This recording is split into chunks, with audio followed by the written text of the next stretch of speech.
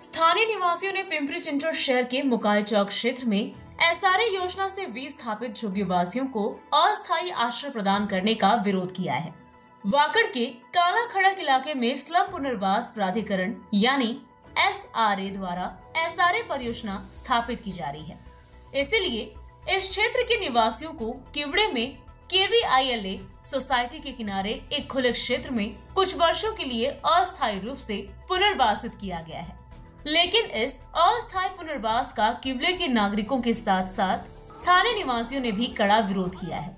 यदि किवड़े क्षेत्र में काला खड़क एसआरए स्कीम से लोगों को लाकर अस्थायी पुनर्वास किया जाए, स्थानीय नागरिकों ने कहा कि स्लम में बसने वाले इन लोगों से इलाके में अपराध बढ़ने की आशंका जताई। इसलिए काला खड़क एसआरए योजना के नागरिकों को अस्थायी तौर पर किवले की बजाय कहीं और बसाने की मांग अब जोर पकड़ रही है।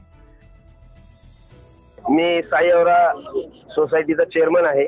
आमच्या साईवरा सोसायटीच्या शेजारी सर्वे नंबर 73 वरती काळा खडक येथील झोपडपट्टी इथं आणण्याचा घाट घालण्यात आलेला आहे। खरं सांगायचं म्हटलं तर काळा खडक ही झोपडपट्टी त्यांचं पुनर्वसनाचं काम महाराष्ट्र शासनाच्या माध्यमातून एसआरच्या प्रकल्पाच्या माध्यमातून काम चालू आहे।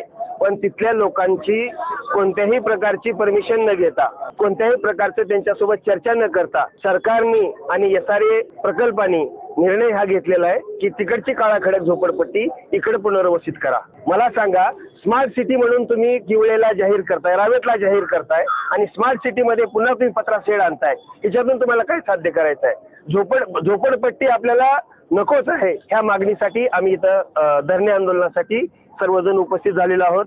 एकटी साईवरा सोसायटी नाही तर साईवरा सोबत वेरदान पार्क आहे, इडन स्पेस आहे, इंद्रप्रभा आहे, अरिस्टो आहे, के टाउन आहे, इंद्रप्रभा आहे, अशा मंगल विश्व आहे, अशा अनेक सोसायट्या या आंदोलनामध्ये सहभागी आहेत।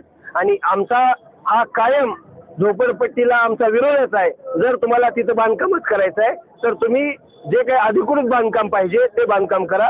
आम्ही तुम्हाला बिलकुल विरोध करणार नाही। आम्ही तुम्हाला सहयोग करणारे लोक आहोत। तिथे पाणी समस्या निर्माण होणार, तिथे घाण साचणार, त्यामुळे आरोग्याची समस्या जास्त निर्माण होणार, तिथे रोगराई पसरणार, हे सगळ्यात जास्त निश्चित आहे। कारण तिथे डासांची संख्या वाढणार आहे, तिथे नाली तशीच असते, ड्रेनेज सिस्टम व्यवस्थित नसतं, शिवाय सगळ्यात महत्वाचं म्हणजे आमच्या रहिवाशांना हा त्रास होणार। तिथे लेडीज असतात, नवरे वगैरे कामाला गेल्यानंतर जेव्हा त्यांना घरी त्रास होणार, ते एकट्या असतात तर त्यांना त्याचा त्रास होणार। लहान मुलं असतात जेणेकरून ते बाहेर खेळत असतात, त्यांनाही त्याचा त्रास होणार आहे। तर जेणेकरून हा सगळा त्रास आम्हाला होऊ नये यासाठी ही आम्हाला झोपडपट्टी मान्य नाही इथे।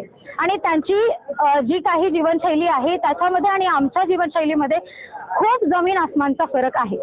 असं मला इतकं सांगायचं आहे की प्रशासनाला काहीही करून तुम्ही ही झोपडपट्टी रद्द करून दुसरीकडे कुठेतरी पुनर्वसित करा, जिथे हा वेल डेव्हलप्ड एरिया आहे। तसं तिथे वेल डेव्हलप्ड होत असेल असं नसावं, जेणेकरून तो खूप कमी प्रमाणामध्ये खूप म्हणजे थोड्या अंतरानंतर किंवा थोड्या वर्षानंतर झाल्यानंतर तुम्ही तिथे करा ती पुनर्वसित, ठीक आहे। याच्यानंतर मला असं वाटतं की ही जी झोपडपट्टी इथे येणार आहे तर आमच्या सिक्युरिटीचं तुम्ही काय करणार, याचा प्रश्न तुम्ही आम्हाला ते उत्तरित करावा। Bureau report, V-SRS news, Pune, Maharashtra.